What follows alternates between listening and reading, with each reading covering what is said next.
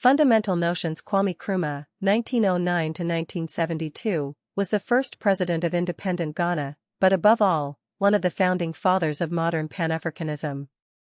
Born in Nkrumah, Gold Coast, present-day Ghana, he studied in the United States, Lincoln University, Pennsylvania, where he discovered the writings of Marcus Garvey, W.E.B. Du Bois, and Karl Marx.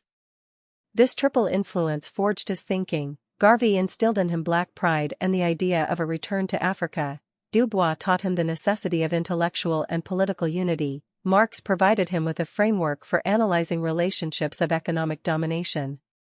His central thesis is that formal political independence is only a step.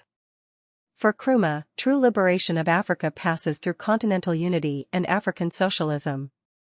In his major work, Africa Must Unite, 1963, he writes, "Africa is one and the same continent, one people, one culture.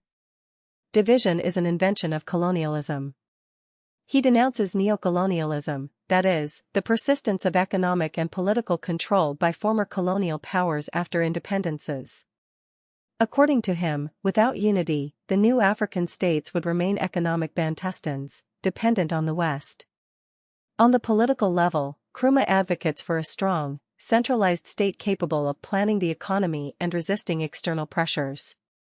He established a single party, the Convention People's Party, and an authoritarian regime, which earned him criticism, but which he justified by the necessity of fighting tribalism and imperialism. He writes in Neocolonialism, the last stage of imperialism, 1965, neocolonialism is worse than colonialism, because it gives the illusion of independence while maintaining dependence. Deepening Nkrumah's influence on African independences is multiple and profound.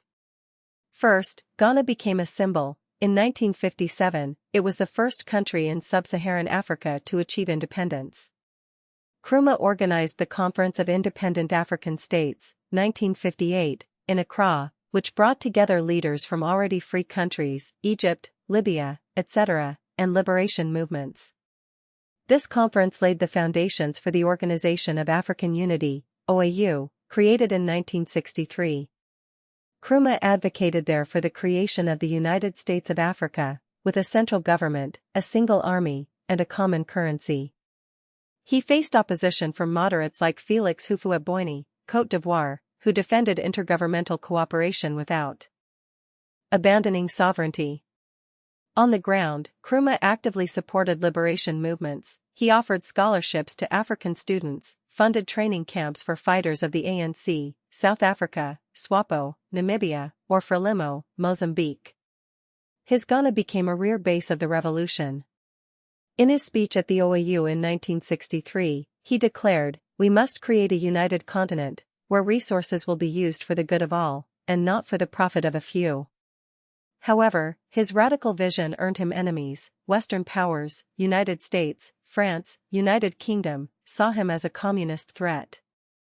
In 1966, while he was visiting Hanoi, a military coup overthrew him, supported by the CIA and British intelligence services. He died in exile in 1972. But his legacy endures. His ideas inspire leaders like Thomas Sankara, Burkina Faso, Muammar Gaddafi, Libya, or Julius Nyerere, Tanzania. Today, the African Continental Free Trade Area, AfCFTA, and debates on monetary unity are echoes of his vision.